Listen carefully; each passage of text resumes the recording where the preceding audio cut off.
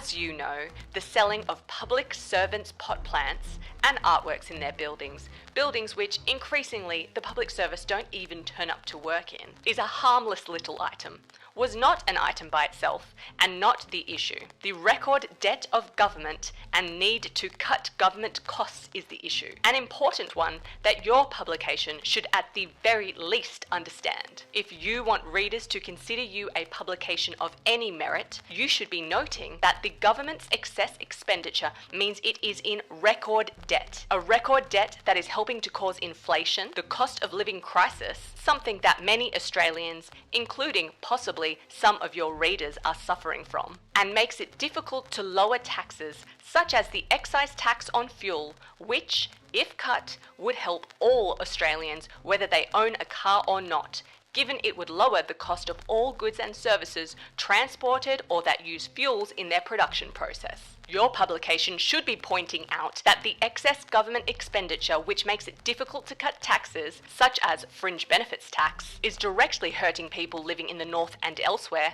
struggling with the housing crisis. A crisis helped if more houses became available.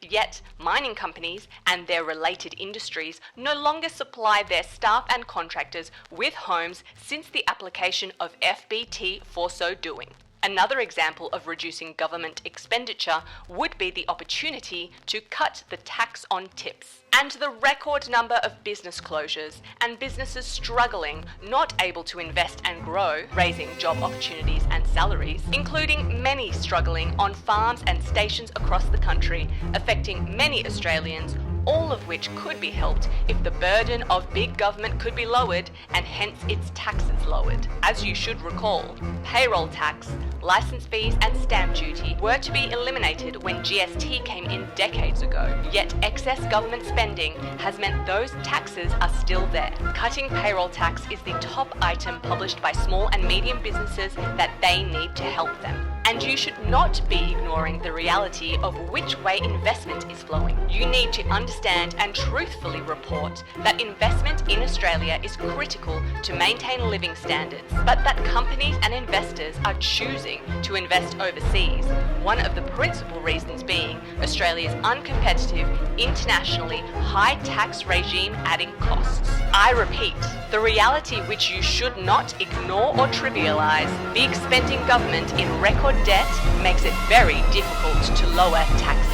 Frankly, if you gave a damn about Australians and their future, especially the many struggling, the pensioners, plus students, and others who will have difficulty in a high-tax future saving for a home, and veterans, people on low incomes, those on the land, and many struggling small and medium businesses, you should be pointing these truths out instead of propaganda to mislead, plus making silly comments against people who positively invest and contribute to our country and who are concerned and actually trying to help.